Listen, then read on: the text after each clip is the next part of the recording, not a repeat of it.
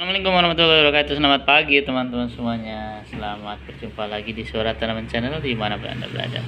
Jadi hari ini hari Jumat, insyaallah hari Jumat yang berkah. Di hari Jumat tanggal 22 Maret 2024, Suara Tanaman Channel kembali hadir di hadapan Anda semuanya. Dan tentunya ini memasuki hari yang ke-12 ya. 12 dan 11 atau 12 ini bulan Ramadan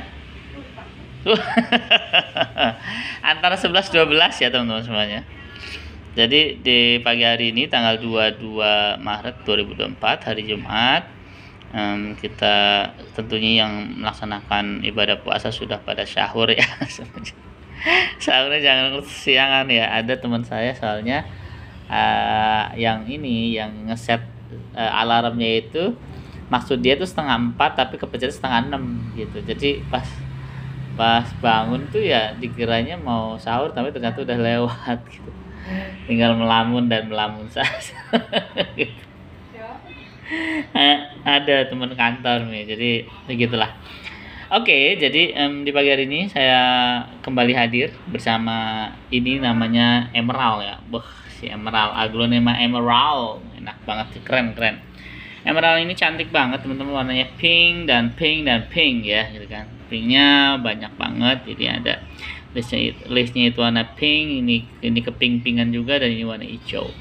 Ya, jadi ini daun mudanya cantik banget ya teman-teman. Ini Emerald ini memang punya daya tarik dan pesona yang luar biasa. Bagi para penggemar aglonema tentunya tidak asing lagi dengan kecantikan si Emerald ini ya. Oke, jadi ini sudah pernah masuk ke dalam Suara Tanaman Channel ya di YouTube-nya, dan ini kembali lagi ya, karena kalau tidak disapa nanti dianya tidak bisa kita lihat perkembangan seperti itu. Jadi karakteristik si Emerald ini mempunyai daun yang agak bulat ya, dibanding yang lain-lain tuh lonjong-lonjong gitu. Kalau ini bulat ya, kemudian ya punya warna-warni yang cantik banget gitu kan. Ini penggemar aglonema sih udah langsung lalu ditangkap cicak-cicak di dinding dong. Ya, jadi pagi hari ini kita ngobrol sama si Emerald, akan menemani dari pagi hari ini seperti biasa ya. Suara Tanaman Channel terus hadir memberikan warna-warna baru kepada kehidupan Anda. Jadi jika Anda yang sedang ingin berangkat bekerja pagi-pagi hari ini, hati-hati di jalan dan tetap waspada ya, karena pagi hari ini di Bekasi dan sekitarnya hujan.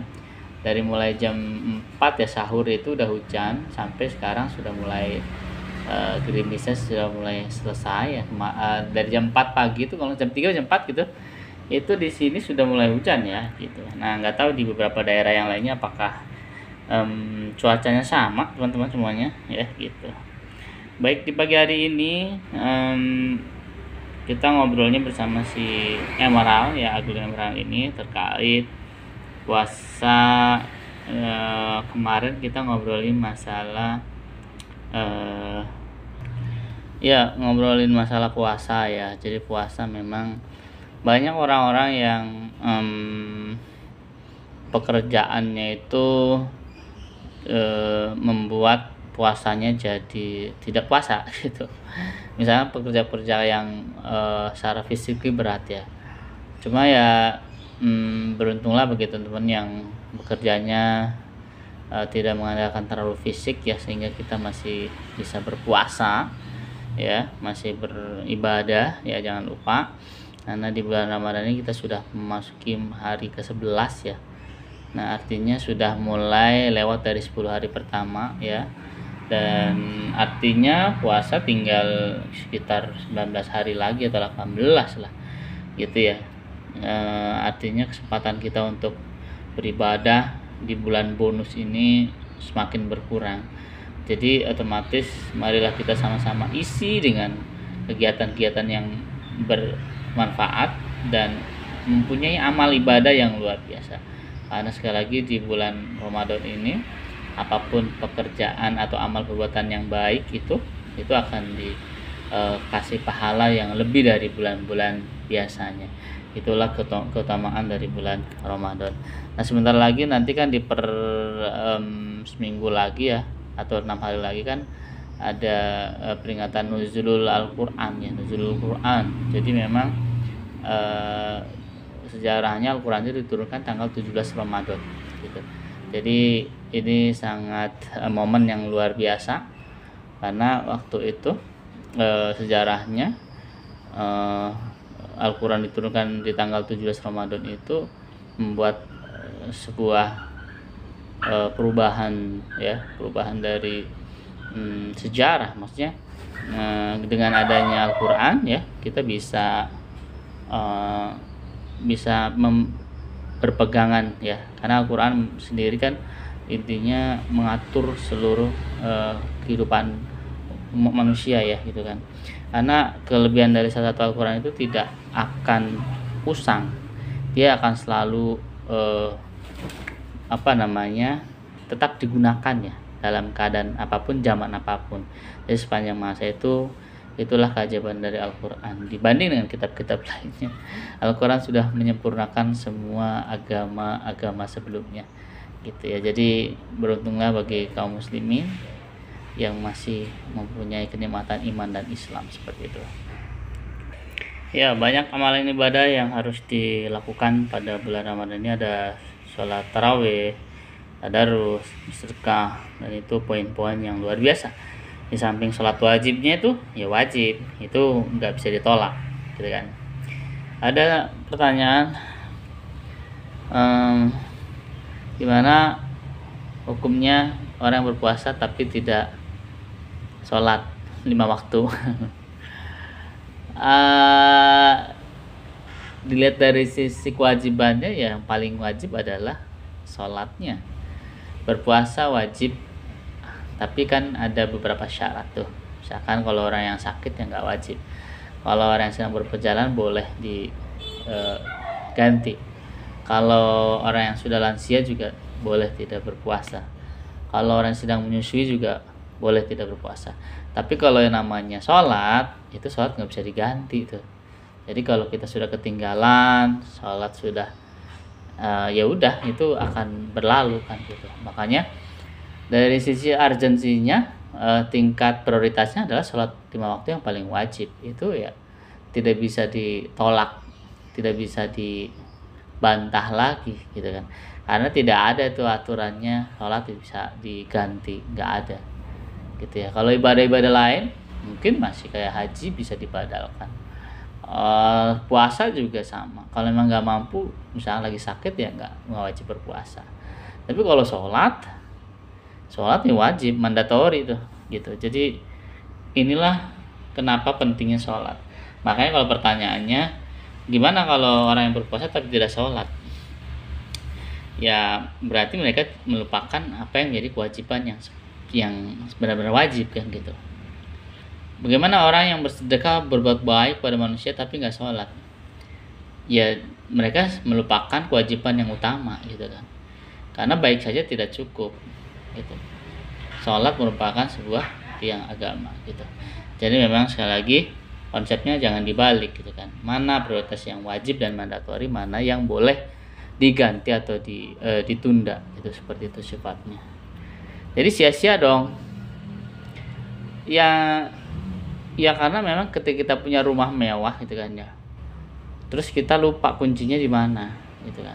Jadi ibarat kita nih, kita kebaikannya banyak nih sama orang ya kan, kebanyakannya segunung lah, tapi mohon maaf misalkan tidak melaksanakan sholat. Ibarat kita punya rumah mewah terus mau masuk kuncinya nggak ada gitu. Nah itulah, jadi kunci itu mandatori gitu. Jadi sholat itu mandatori apapun keadaannya, mau sakit, mau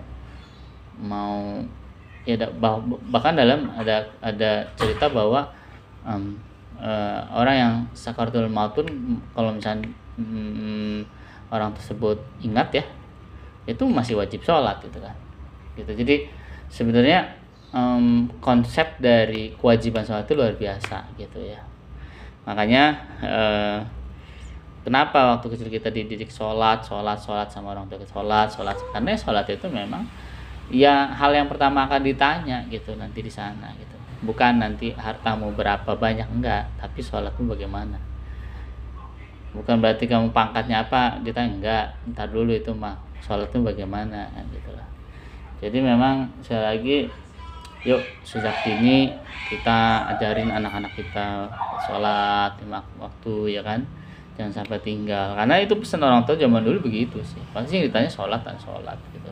Sebegitu pentingnya, sebegitu urgensinya, sebegitu mandatorinya ya memang sholat, ya belum ada yang bisa menggantikan atau ibadah sholat tersebut. Jadi memang harus dikerjakan sendiri dalam keadaan apapun itu gitu. Ya nggak dek? Iya dong. Ini jam segini siap-siap bapak-bapak mau mengantar anak sekolah ya. Karena kalau anak sekolah jam sekarang nih di puasa ini agak melar ya. Jam 8 baru masuk. Kalau biasanya kan jam 7 baru masuk. Ini jam 8. Jadi setelah sholat sholat sahur, sholat subuh ya kan, biasanya tadarusan sampai dengan menjelang subuh jam 6 jam setengah 7 barulah itu gitu.